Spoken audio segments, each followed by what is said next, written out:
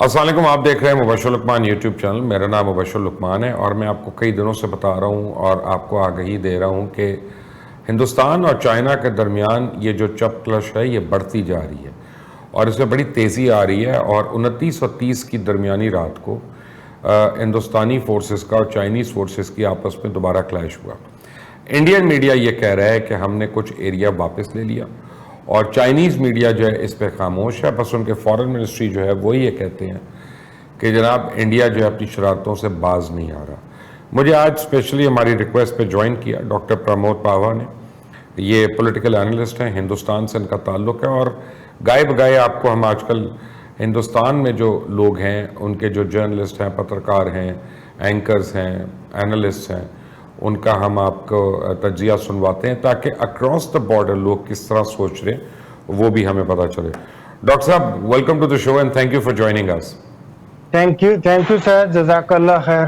Doctor साहब, मुझे ये बताइएगा कि ये अब चाइना इंडिया कॉन्फ्लिक्ट किस सिमत जा रहा है? देखिए सर, कॉन्फ्लिक्ट तो है, इस चीज को तो कोई भी मना नहीं कर रहा है। और अभी जो आपने जिसका जिक्र किया 29-30 का, उसको 29-30 को हमारी मीडिया कह रही है कि हमने आगे से किया है, जबकि ग्लोबल टाइम्स कहता है उसके यहाँ 2 आर्टिकल छपे हैं और दोनों आर्टिकल एक दूसरे के मुखालिफ हैं। एक में वो कहते हैं कि इंडियंस ने हमारे यहाँ इन्वर्जन किया, दूसरे में वो कहते हैं कि नहीं, कोई कहीं नहीं आया है। तो चूंकि वो ऐसा इलाका है, ना तो वहां रिपोर्टर जा सकता है, ना वहां आसपास कोई आबादी है जहां से हमें इंफॉर्मेशन मिले या जानकारी मिले। तो जो हमारे मीडिया ने हमको कहा है, जो हमारी फौज ने हमको बताया है, हमारी गवर्नमेंट जो कहती है, हम तो उसी को मानने के लिए मजबूर हैं। नहीं, ठीक है, हम भी मान लेंगे। अब जो गवर्नमेंट कह रही है वो गवर्नमेंट कह रही है, एक लम्हे को हम उसको मान लेंगे। लेकिन ये जो मेरा पॉइंट था कि इतनी एस्केलेशन हो रही है, क्या कोई अनकरीब कोई जंग का खदशा तो नहीं है? मुझे नहीं लगता कि कोई कन्वेंशनल वार बहुत जल्दी होने वाली हो, क्योंकि चीन की अगर आप स्ट्रेटेजी या चीन का सिस्टम देखें तो वो लोग कभी इस तरीके की डायरेक्ट कॉन्फ्लिक्ट वार में नहीं जाते। और चीन ही क्या, कोई भी बड़ा मुल्क हो, चाहे वो रूस हो, चाहे वो अमेरिका हो, वो कभी डायरेक्ट नहीं जाते। हाँ, ये हो सकता है वो लोग कोशिश करें किसी और तरीके से प्रेशर डालने के लिए, जैसे उन्होंने नेपाल से हमारे नक्शे बदलवाए हैं और पाकिस्तान ने भी अपने नक्शे चेंज किए हैं कुछ। हम तो यही कहेंगे कि ये शरारतें की हैं। और दूसरा, चीन की एक बहुत बड़ी स्ट्रेटेजी है, उनका पुरानी एक कहावत है, कॉल है उनका, कि वो जंग बेहतर होती है जो बिना लड़े जीती जाए। हो सकता है कि वो 2 कदम आगे बढ़ाएं, 1 कदम पीछे करें, 2 कदम आगे बढ़ाएं, उनकी कहते घिस घिस के निकालने वाली। डॉक्टर साहब, बात शरारतों की हो रही है तो एक घिनौनी शरारत का भी जिक्र कर ही लेते हैं फिर, कि जो जम्मू के अंदर जिस तरह जो है कवानीन को बदला गया और जिस तरह वहाँ 1 साल से ज़्यादा अरसा हो गया, अभी तक कर्फ्यू लगा हुआ है, तो उसके ऊपर क्यों नहीं भारतीय मीडिया की आवाज़ निकल रही? क्या ये ह्यूमन राइट वायलेशन नहीं है? नहीं, आप ये ऐसा नहीं कह सकते कि आवाज नहीं निकली। हमारे यहाँ मेघा पाटकर हैं और बहुत से जर्नलिस्ट हैं, बहुत से मीडिया ऐसे हैं, खासकर अगर आप हमारा ही चैनल देखें 4 टीवी, तो हम पूरी कश्मीर की रिपोर्ट देते हैं। हमें तकलीफ होती है जब हम उन बच्चों को देखते हैं जिनकी आंखों में पैलेट गन लगी होती है। तो ऐसा नहीं है कि हम लोग उस चीज को, उस तकलीफ को नजरअंदाज कर दें। लेकिन हाँ, अगर आप सोचते हैं कि हम पाकिस्तान के पॉइंट ऑफ व्यू से उसको देखना शुरू कर दें तो वो तो जायज नहीं है। फेयर इनफ, मैं वो नहीं कह रहा, लेकिन मैं तो ह्यूमन राइट्स की बात कर रहा हूं, क्योंकि भारतीय जनता जो है वो तो चैंपियन है डेमोक्रेसी और ह्यूमन राइट्स की। बेशक बेशक सर, बिल्कुल, मैं इस चीज से बिल्कुल आपसे इत्तेफाक रखता हूं। चैंपियन तो खैर कैसे कह सकते हैं, 5 उंगलियां बराबर नहीं होती। आपके यहाँ भी हर तरीके के लोग हैं, ऐसे भी लोग हैं जिनके दिल और जिनके दिलों में मोहब्बत धड़कती है भारत के लिए, और ऐसे भी लोग हैं जो सुबह उठते ही भारत को गालियां देते होंगे, जिनको हिस्ट्री नहीं मालूम। आपके यहाँ भी ऐसे लोग हैं जो महात्मा गांधी को एक विलेन के बतौर देखते हैं, और हमारे यहाँ भी ऐसे, क्या ज्यादातर हमारे यहाँ वैसे मैं आपको एक बात बताऊं, मैं आपको इंटरजेक्ट कर रहा हूं, अच्छा नहीं लगता, आप मेहमान है मेरे, लेकिन पाकिस्तान में गांधी जी को कोई बुरा नहीं कहता। अगर कोई हमारा डिफरेंस है ना, वो नेहरू जी से है या पटेल जी से है। नहीं, मैंने आपके यहाँ एक बच्चों की किताब पढ़ी थी जिसमें सिर्फ 2 लाइन थी कि महात्मा गांधी ने अंग्रेजों के साथ आजादी के लिए लड़ाई लड़ी लेकिन वो पाकिस्तान बनाने के मुखालिफ थे। बिल्कुल थे, वो तो जॉइंट इंडिया के, तो वो तो अब्दुल कादिर मौलाना आजाद भी मुखालिफ थे, तो वो उसका हिंदू और मुस्लिम से तो कोई ताल्लुक नहीं है, वो तो इंडियन थे ना बेसिकली। सर, पाकिस्तान बनने का और अलग होने का, या जिसको आप टू नेशन थ्योरी कहते हैं, उसका भी मेरे हिसाब से हिंदू मुस्लिम से कोई मतलब ही नहीं था। वो तो नहीं, अंग्रेजों खैर की एक अब साजिश थी। वो एक हम डिफरेंट जगह पे चले जाएंगे, क्योंकि अगर हिंदू मुस्लिम से ना मतलब होता तो टू नेशन थ्योरी क्यों आती। बट कमिंग तो फिर बैक टू सर, इट, मैं उसी सॉरी, को क्योंकि हमारा टाइम लिमिटेड मैं- होता है, हमारा जी, टाइम जी। लिमिटेड होता है, इसलिए मैं माजरत चाहता हूं आपसे, मैं आपको जी। काटना नहीं चाहता, लेकिन मैं माजरत चाहता हूं, मैं वापस सब्जेक्ट पे लेके आ रहा हूं। मुझे सिर्फ ये समझाइएगा कि आए रोज एलओसी पे वायलेशंस होती हैं, अब आपकी एलएसी पे वायलेशन शुरू हो जाएंगी। क्या हिंदुस्तान के सारे मसाइल खत्म हो गए, गुर्बत वगैरह सब कुछ, कि वो नेपाल से उसका फड्डा, भूटान से उसका फड्डा, बांग्लादेश से अब उसकी अनबन चल रही, चाइना से उसका फड्डा, पाकिस्तान से उसकी बनती ही नहीं कभी भी, तो ये एक्सपेंशनिस्ट पॉलिसी कहां जाके खत्म होगी?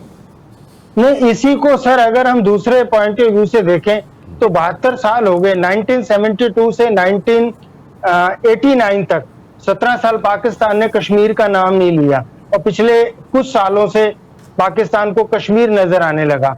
हम इसको इस हिसाब से भी देख सकते हैं कि जब हमारे अटल बिहारी वाजपेयी बस लेके गए सुकून और मोहब्बत और दोस्ती की, तो हमें कारगिल सामने से गिफ्ट में मिला। तो ये क्यों है और कैसे है? देखें ना, देखें हिंदुस्तान और पाकिस्तान का तो एक ऐसा रिश्ता है, मेरी वो उसमें तो ठाठू होनी है, नहीं होना है थोड़ी है कि सारे शरीके लड़ते ही होने ने। शरीकियां च मोहब्बत भी तो होंदी है, बिल्कुल होती है, यानी सारियां ननाना दे सारियां भरजाइयां ते कड़मियां नहीं होंदियां ना, कोई फुफो अच्छी भी होती है।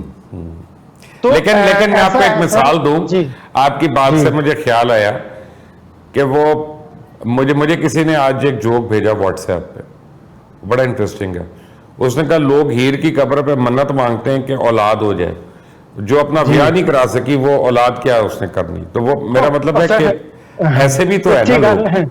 हाँ बिल्कुल, हालांकि हीर जो इफेक्ट में थी नहीं, रांझा भी हम नाम से जानते हैं, जबकि वो कास्ट है, आप बेहतर जानते हैं। बिल्कुल। अच्छा, मुझे ये बताइएगा कि आने वाले दिनों में आप समझते हैं कि जो हिंदुस्तान की मूवमेंट है और तहरीक है, इससे भारत के सेकुलरिज्म को नुकसान पहुंच सकता है?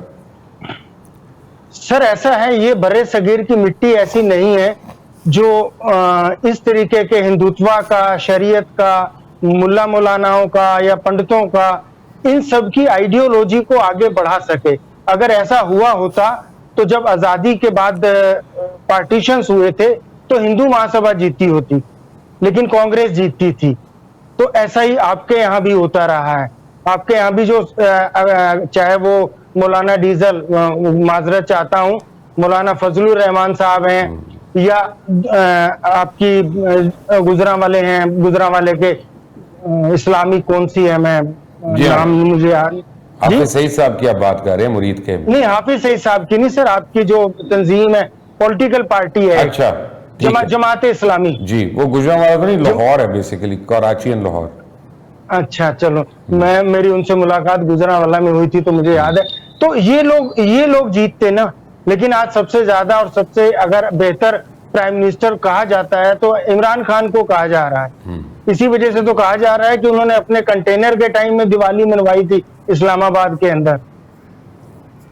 अच्छा, अब लेकिन प्रॉब्लम क्या है? आप मेरे सवाल का जवाब नहीं मुझे मिला कि क्या ये हिंदुस्तान की जो तहरीक है इससे सेकुलर भारत को नुकसान पहुंचेगा? मुस्तकबिल में मुझे नहीं लगता कि बहुत ज्यादा देर तक चलती रहेगी, क्योंकि हमारी मिट्टी कभी एक्सेप्ट नहीं करती, हमारा पानी ऐसा नहीं है।